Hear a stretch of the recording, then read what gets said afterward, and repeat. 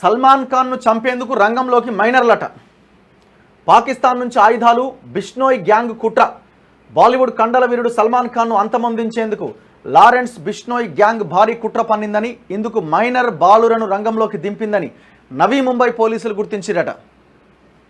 ఇందుకోసం కెనడాలో ఉంటున్న బిష్నోయ్ సోదరుడు అన్మోల్ బిష్నోయ్, గోల్డీ బ్రార్ తమ గ్యాంగుకు పాకిస్తాన్ నుంచి AK-47, AK-92, M16 ఆయుధాలు తరలించినట్టు దర్యాప్తు అధికారులు తేల్చారట. ఇందుకు పాకిస్తాన్లోని డోగర్ అనే ఆయుధాల డీలర్ సహకరించినట్లు ఆధారాలు సేకరించారు. ఏప్రిల్ 14వ తేదీన బాంద్రాలోని సల్మాన్ ఖాన్ ఇంటి వద్ద బైక్పై వచ్చి ఇద్దరు దుండగులు కాల్పులు జరిపిన విషయం తెలిసిందే.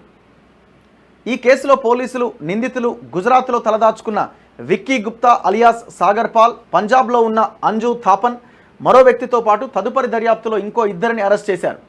ఈ కేసులో అన్మోల్, గోల్డీ బ్రార్ మరో 17 మంది పైన పోలీసులు కేసు నమోదు చేసిరట. సో సల్మాన్ ఖాన్ను చంపడానికి భారీ కుట్ర జరుగుతున్నదట పాకిస్తాన్ నుంచి. సల్మాన్ ఖాన్ను చంపేందుకు రంగంలోకి మైనర్లట. పాకిస్తాన్ నుంచి ఆయుధాలు, బిష్నోయ్ గ్యాంగ్ కుట్ర.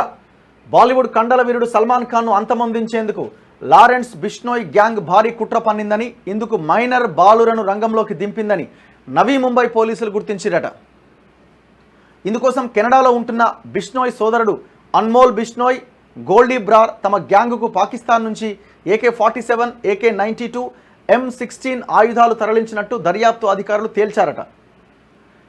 ఇందుకు పాకిస్తాన్లోని డోగర్ అనే ఆయుధాల డీలర్ సహకరించినట్లు ఆధారాలు సేకరించారు. ఏప్రిల్ 14వ తేదీన బాంద్రాలోని సల్మాన్ ఖాన్ ఇంటి వద్ద బైక్పై వచ్చి ఇద్దరు దుండగులు కాల్పులు జరిపిన విషయం తెలిసిందే.